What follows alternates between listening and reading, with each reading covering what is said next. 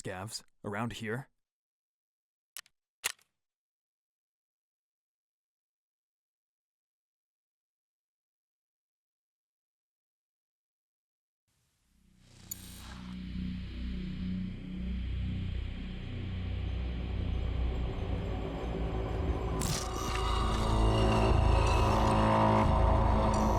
The Norvensk region has forever changed the moment it was turned into an open economic zone. Both Norvensk and Tarkov became centers of international partnership.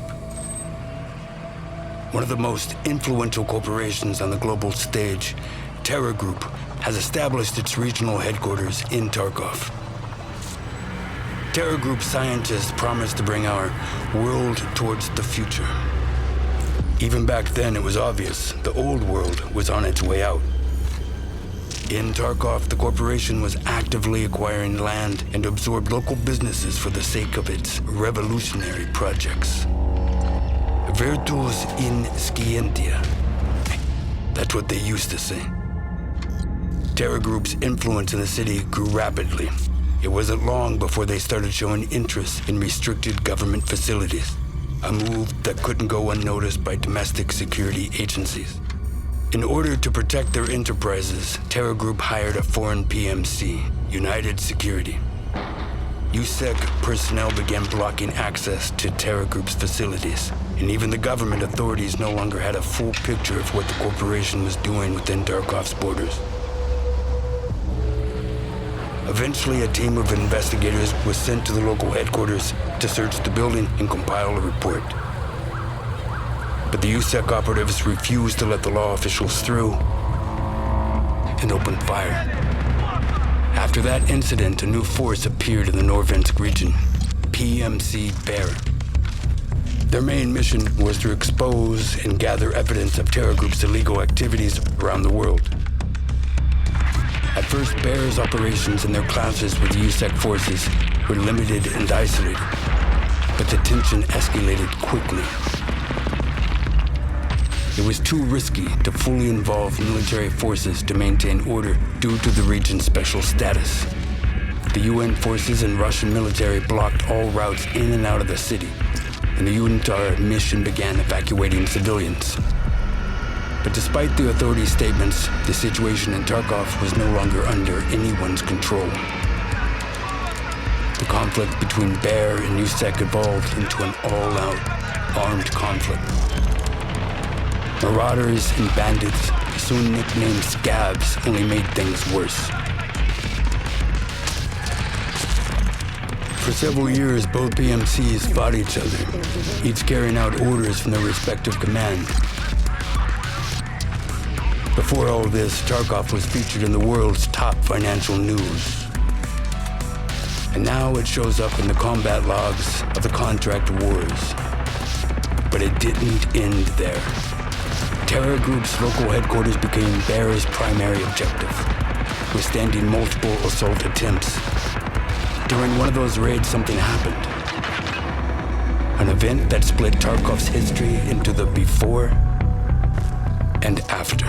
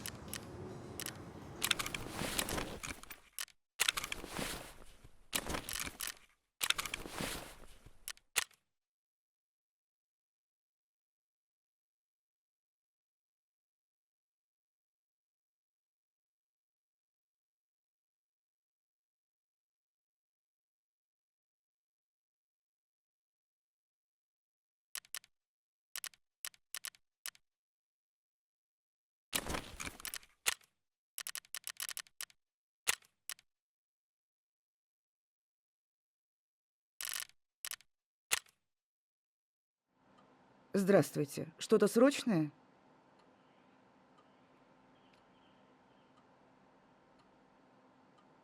Вы правильно сделали, что обратились ко мне.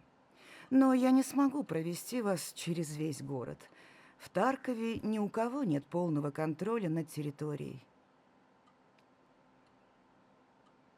Я знаю людей, которые могли бы показать вам безопасные маршруты в городских кварталах. Но вы должны понимать, что на удержание этих проходов уходит немало ресурсов. Разумеется, нет, молодой человек. Эти маршруты нам нужны для эвакуации гражданских из наиболее опасных участков. И мы не можем оставить их без поддержки. Недавно один из маршрутов попал под обстрел, поэтому восстановление будет недешевым.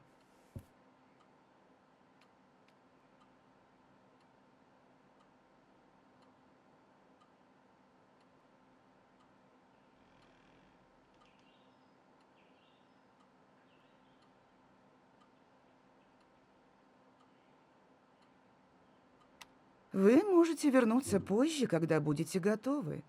Мои люди будут рады вам помочь сразу после оплаты.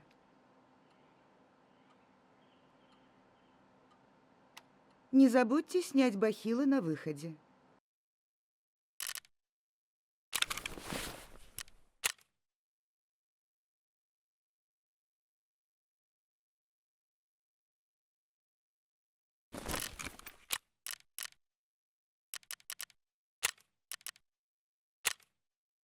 Заходи, заходи.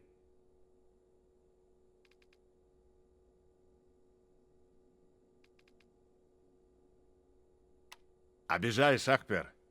У барахольщика ты все найдешь, что нужно. Хочешь броники, хочешь реально модный шмот, тебе подберем. Но ты же не просто так зашел, а? Эвакуироваться собрался, да? Много кто там выйти пытался. Но зашел ты правильно.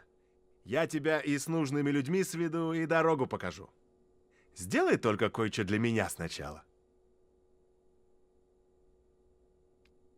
В лесочке рядом с Ультрой какой-то кипиш начался. Вроде даже техника была. Короче, надо проверить эти места. Свои все у меня уже заняты работой. Так что ты вовремя объявился.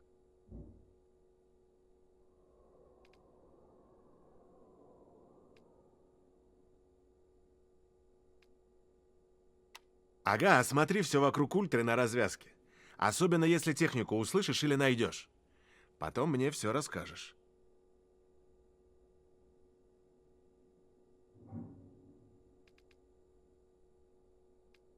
Ага, на связи тогда.